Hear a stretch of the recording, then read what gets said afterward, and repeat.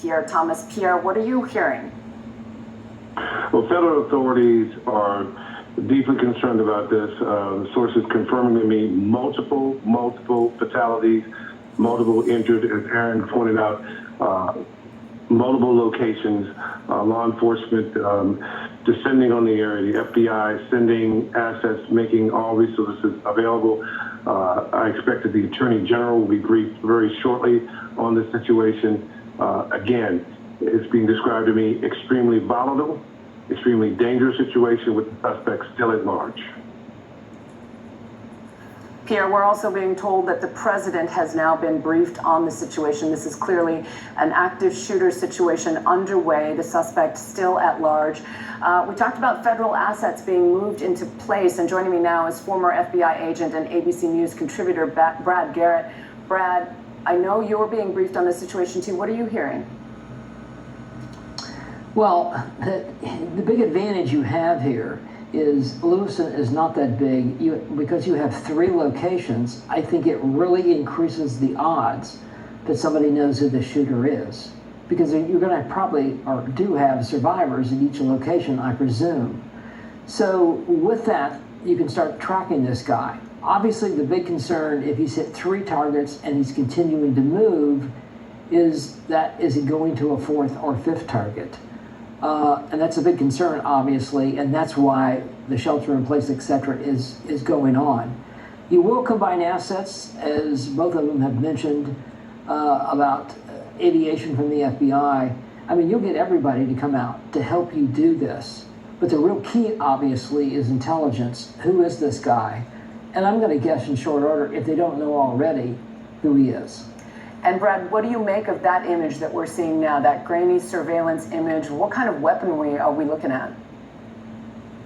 Looks like to me an AR-15 or some version of it. It could be an M4. I'd have to see it closer.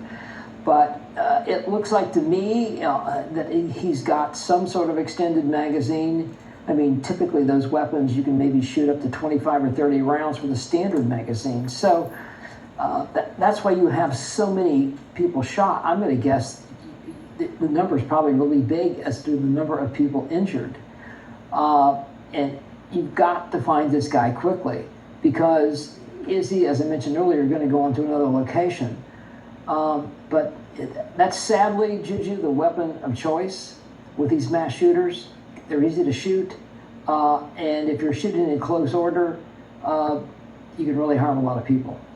And Brad, as Pierre mentioned, a very volatile situation, a suspect still at large, an active shooter situation underway in Lewiston, Maine. Aaron Katersky, what more can you add in terms of perspective on this unfolding situation? Maine State Police are now urging people to stay in their home with doors locked. Law enforcement is currently investigating at multiple locations. Maine State Police say stay off the streets, allow law enforcement to defuse the situation. They're very concerned that additional shots could be fired with this suspect still on the loose, and so they are bringing as many assets to bear as they can.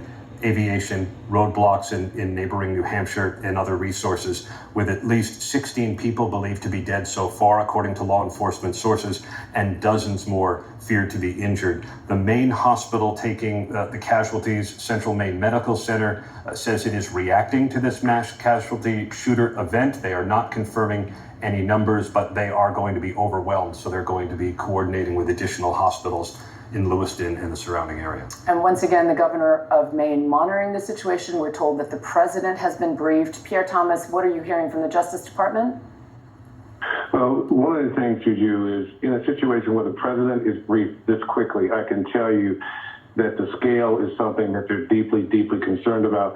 Also, the source I was speaking to a moment ago was just mortified at what they were being told. Also, the notion that the weaponry here is something that law enforcement is now going to have to be prepared for. I expect tactical teams to be in play here. That is an all hands on deck situation with federal authorities trying to get there as soon as possible to offer whatever assistance they can offer.